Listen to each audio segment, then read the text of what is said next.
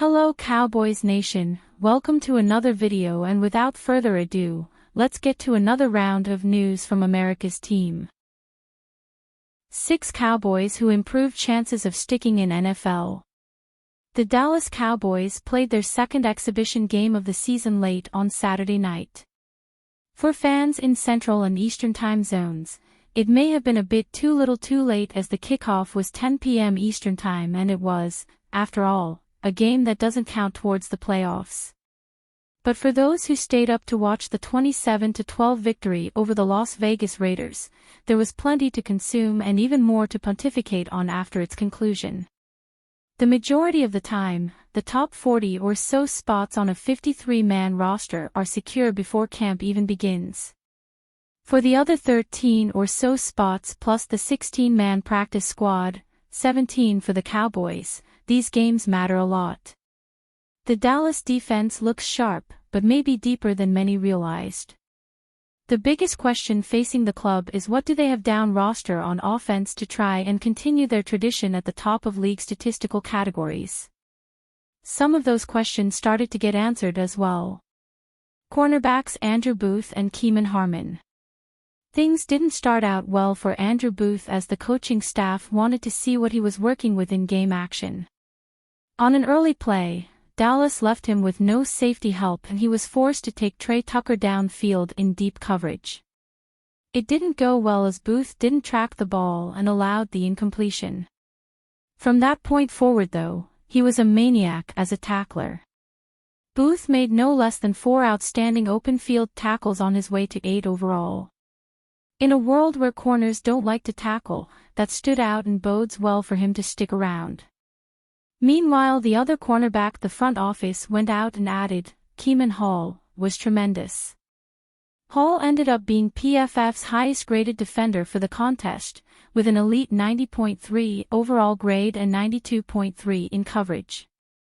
He was sticky in coverage, broke on a pass to pick it off and raced 69 yards for the touchdown, and even pressured the QB twice. A cast-off of San Francisco this camp, he's making the most of his second stint in Dallas. Wideouts Ryan Flournoy and Kelvin Harmon.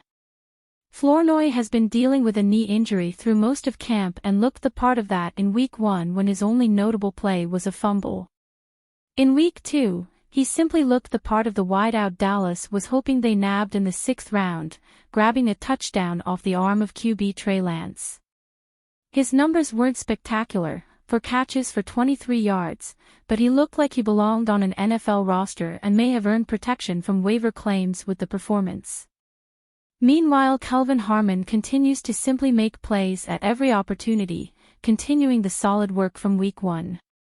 The former Commander has seen just 16 snaps in 2 games and was targeted 4 times, catching all 4, 2 in each contest. Last week he caught sailing passes from Lance, and this game he continued to make things easy on his QB, an important trait to have. Quarterback Trey Lance. Lance's game began in the same vein as Week 1 was throughout. He showed a total inability to add touch to his passes, either being high, late, or both. The deep ball is woefully inaccurate, going just 1 of 5 across 2 games and missing pretty badly, but the mid-range stuff settled down as the game wore on. He finished with an early Lamar Jackson-esque stat line of 151 passing yards and a touchdown and 36 rushing yards with another score. Don't get it twisted, he's nowhere near the run threat Jackson has been at any point of his career, but Lance certainly has a mobility and scramble part to his game, along with a cannon arm. If he can get his footwork reined in, there's something to build here. RB Deuce Vaughn. Things were extremely questionable for Vaughn following his rookie season, and he was held out against the Rams. But in showcasing their running back rotation, Vaughn stood out amongst the backs not named Rico Dowdle or Ezekiel Elliott. On 5 carries he totaled 34 yards, including 1 run for 12 yards where he showed decisive 2-cut ability. Vaughn's 19 yards after contact are the key number though, as several times he ran right up the gut, using the linemen to hide and find holes and then shrugging off contact. Patriots signal potential interest in trade for Cowboys star CeeDee Lamb. The New England Patriots might be exploring a trade for Dallas Cowboys star receiver CeeDee Lamb, who is unhappy with his current situation. The Cowboys and Lamb have been in a tense negotiation on an extension. Lamb has missed all of training camp and a pair of preseason games as part of his holdout. The 2020 first-round pick is eyeing a deal that will put him on par with other top receivers around the league. The high mark is currently held by Minnesota Vikings receiver Justin Jefferson, who is hauling in $35 million per season as the highest-paid non-quarterback in the NFL. Lamb would like to get around that number and recently turned down a deal approaching $33 million per season from Dallas, per Calvin Watkins of the Dallas Morning News. The Patriots were in the mix in trade talks for San Francisco 49ers receiver Brandon Ayuk earlier this offseason. According to reports, the team was willing to pay him around $30 million per season if they landed him via trade. Lamb is a much more proven commodity and is entering his prime at 25. Patriots first-year head coach Jerod Mayo was asked about the potential trade for Lamb during an appearance on WEEI's The Greg Hill Show on Monday, August 19. "You can't talk about players on other teams, but you can put a call in," Mayo said.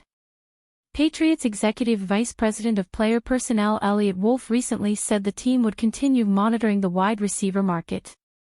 "We make calls on all positions and on all players that we think might be able to help us," Wolf said, per NESN.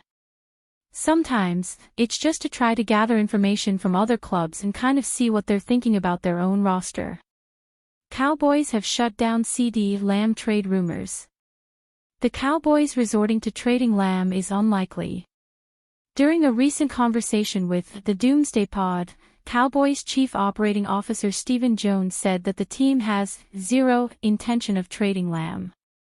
"CeeDee can't go play anywhere. He's under contract, and we have franchise tags available," Stephen Jones said. "CeeDee isn't going to be playing anywhere but Dallas.